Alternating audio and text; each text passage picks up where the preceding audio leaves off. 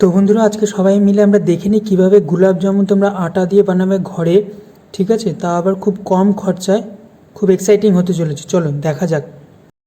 এই নরম তুলতুলে রসালো মিষ্টিগুলো গমের আটা দিয়ে বানিয়েছি। এটা খেতে এতটাই সুস্বাদু যে একবার খাওয়ার পর বারবার বানিয়ে খেতে মন চাইবে। আটার গোলাপ জামুন এতটা সুস্বাদু হতে পারে আমি কল্পনাও করতে পারিনি। এটা খাওয়ার পর আমি টোটালি অবাক হয়ে গেছি। তো এই রসালো গোলাপ জামুন গুলো বানানোর জন্য একটা নির্দিষ্ট কাপের মাপ করে 1 কাপ গমের আটা নিয়েছি। এবার ওই কাপের মাপ করে 1 কাপ গুঁড়ো দুধ অ্যাড করে দিতে হবে। তার সঙ্গে 1 চিমটি খাবার সোডা, 1 চিমটি নুন অ্যাড করে দিয়ে ভালো করে চেলে নিতে হবে।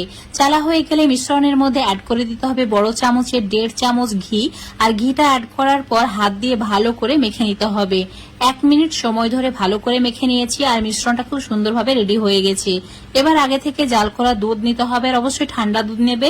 অল্প অল্প করে দুধটা অ্যাড করতে হবে। এখানে হাফ কাপ মতো দুধ লেগেছে আর এরকম একটা আঠালো মিশ্রণ রেডি হয়ে গেছে। এখন এই মিশ্রণটা ঢাকা দিয়ে 5 মিনিট রেখে দিতে হবে, তাহলে খুব ভালোভাবে সেট হয়ে যাবে। এবার একটা বড় সাইজের কড়াই নিয়েছি চুলোর উপরে, তার মধ্যে অ্যাড করে দিচ্ছি ওই কাপের মাপ করে 4 কাপ জল।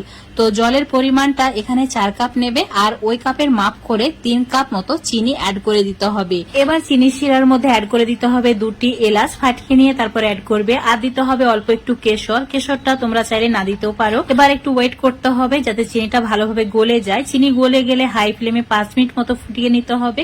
আর এরকম চিটচিটে একটা চিনির শিরা রেডি করে নিতে হবে। এখন এটা রেডি হয়ে গেছে, চুলোটাকে অফ করে দিয়ে ঢাকা দিয়ে ঠান্ডা করে নিচ্ছি, মানে হালকা একটু ঠান্ডা করে নিতে হবে। এইদিকে মিষ্টির ডোটাও একদম ভালোভাবে সেট হয়ে গেছে। তো ছোট ছোট লেচি করে নিতে হবে। তারপর হাত দিয়ে ঠিক এইভাবে লম্বা করে শেপ দিয়ে নিতে হবে। তোমরা চাইলে গোল করেও শেপ দিতে পারো নিজেদের পছন্দ মতো। তো একই সাইজে লেচিগুলো কাটবে, তাহলে মিষ্টির সাইজগুলো একই হবে। সবগুলো রেডি করা হয়ে গেছে। এখন এগুলোকে ভেজে নিতে হবে। আর এগুলো ভাজার জন্য চুলোর উপর তেলটা গরম করতে রেখেছিলাম। তেলের মধ্যে আঙুল ডোবালে যাতে গরমটা সহ্য করা যায় সেই রকম তেলটা গরম করতে হবে। আর এইরকম গরম হয়ে গেলেই সঙ্গে সঙ্গে মিষ্টিগুলোকে তেলের মধ্যে অ্যাড করে দিতে হবে।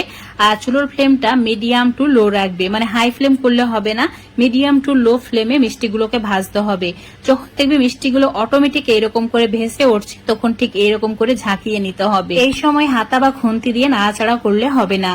যখন এটা একটু শক্ত হয়ে যাবে আর সবগুলো লালচে কালার হবে, তখনই হাতা খুন্তি দিয়ে এইভাবে অনবরত নাড়াচাড়া করতে হবে যতক্ষণ না লালচে কালার আসছে। চুলোর ফ্লেমটা এই সময় একদম মিডিয়াম করে রাখা আছে। আর দেখতে পাচ্ছ কালারটাও চেঞ্জ হয়ে গেছে। এখন একটা ঝান্না হাতা দিয়ে ছেঁকে তুলে নিতে হবে। এবার এই মিষ্টিগুলো হালকা একটু ঠান্ডা করে নিতে হবে। হালকা ঠান্ডা হয়ে গেলে চিনির রসের মধ্যে অ্যাড করে দিতে হবে। এই সময় চিনির রসটাও হালকা একটু গরম আছে।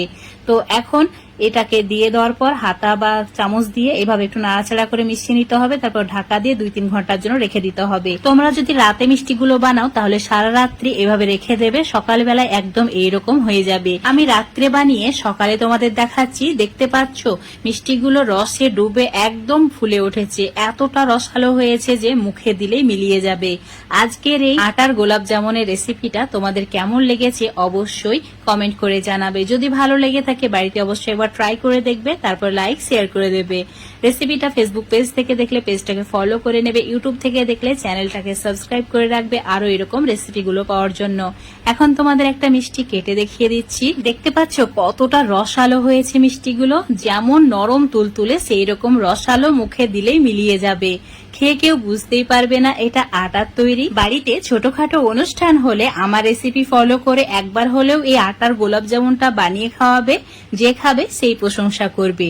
দোকান থেকে আর কোনোদিন কিনে খেতে মন চাইবে না, এতটাই সুস্বাদু খেতে। আজকের এই গোলাপ জামুনের রেসিপিটা ভালো লাগলে অবশ্যই বাড়িতে একবার ট্রাই করে দেখবে। তো বন্ধুরা আজ এই পর্যন্ত, আবারও দেখা হবে এরকম কোন রেসিপি নিয়ে।